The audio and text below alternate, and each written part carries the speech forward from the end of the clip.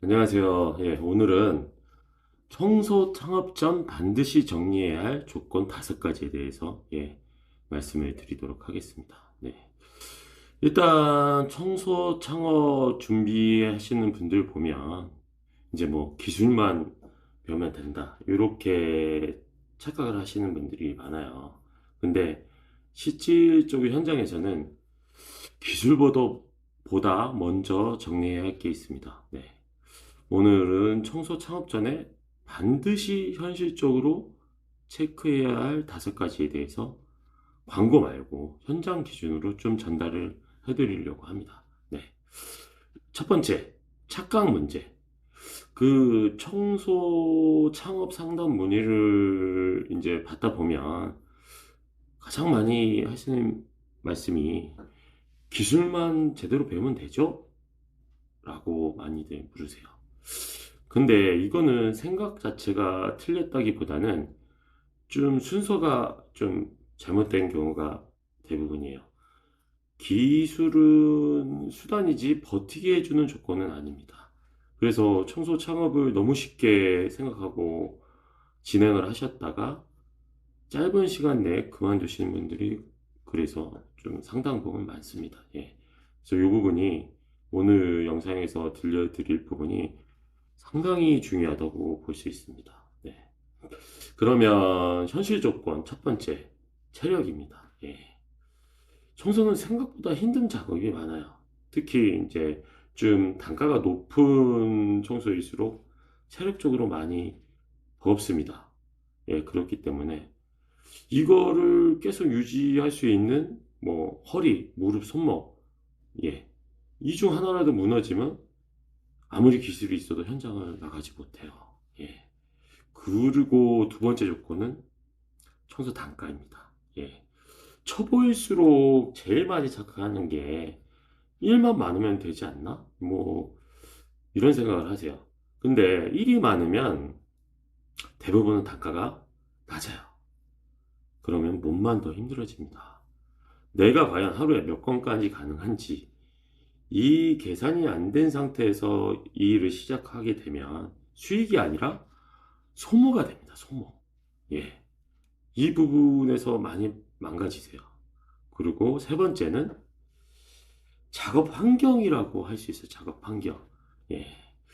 실제로 이제 작업 환경은 사진이랑 볼 때랑 실제 현장은 좀 되게 많이 달라요. 예. 특히 고단가를 창출할 수 있는 현장에서는 솔직히 아예 그 현장을 들어가지 못하시는 분들도 계세요. 뭐 예를 들어서 고독사 현장, 뭐 쓰레기집 청소 현장, 뭐 화재 청소 현장, 예. 그래서 이 환경에 내가 버틸 수 있을지도 상당히 중요합니다. 실제로 뭐 지저분하지만 그래도 깨끗한 편에 속하는 뭐 식당 후드 아시죠? 이렇게 후드 음식물을 조리하면은 열기를 빨아들이는 환기구 같은 거죠. 근데 이것도 지저분한 곳은 상당히 지저분해요. 근데 일의 시간, 기술에 비해서는 단가가 그래도 상당히 높습니다. 그래서 이 후드 청소만 전문적으로 하는 대표님들도 많이 계세요. 근데 이제 실질적으로 청소 교육을 하다 보면, 아, 나는 이 기름 냄새, 또 약품 냄새가 좀 독한 편이거든요. 이거 못하겠다. 그냥 그렇게 아예 그 교육, 그 과목에 대한 교육을 포기하시는 경우도 있어요. 그만큼 중요한 조건입니다. 그리고 이제 현실 조건 네 번째는 고객이에요, 고객. 예. 청소 창업은 청소만 잘한다고 끝나는 게 아니에요. 연락도 잡아야 되고, 일정, 요구사항, 부담, 불만, 고객의 불만, 이런 거를 다 감당을 해야 돼요. 이 과정이 맞지 않으면 기술이 아무리 좋아도 그 스트레스 때문에 사실 견디지를 못해요. 그 스트레스가 생각하는 것보다 상당합니다. 그리고 마지막, 요 부분이 제 개인적으로는 좀 가장 중요한 것 같아요. 지속성. 예. 이 일을 내가 3개월 할 건지, 3년 이상 할 건지, 혹은 평생 직장으로 이거를 내가 바라보고 할 건지 굉장히 중요한 부분이잖아요. 최근에 이제 서울에서 친한 동생이 이제 명퇴를 맞았어요. 40살 정도밖에 안 됐는데도 요즘은 뭐 한 38, 35에도 명퇴가 있더라고요. 그래서 이쪽 일을 이제 하려고 마음을 먹었는데, 그래서 제가 물어봤어요. 이 일을 하려는 목적이 뭐냐? 그래서 형님 제 나이에 이제 어디 이력서를 넣기도 뭐하고 넣어봤는데 또 고용도 안 된다고 하더라고. 그러면 본인이 이 일을 평생 직업으로 생각할 거면 좀 진지하게 고민을 해보고 계산을 해봐야 된다. 예. 이거를 제가 제일 명확하게 인지를 시켜줬어요. 이게 내가 이거를 단기 수익에 맞춘 구조와 장기 성장에 맞춘 구조는 아예 다르기 때문이에요. 그렇기 때문에 한번 어떤 일을 시작했을 때는 이 구조적인 부분이 정말 중요합니다. 이거를 간과하고 시작하시게 되면 교육을 해준 사람을 탓할 수도 있고 또 본인 스스로의 선택을 탓할 수도 있어요. 그러니까 이 창업하시기 전에 지금 말한 기준 5가지가 상당히 중요한 부분을 차지한다고 할 수 있어요. 예.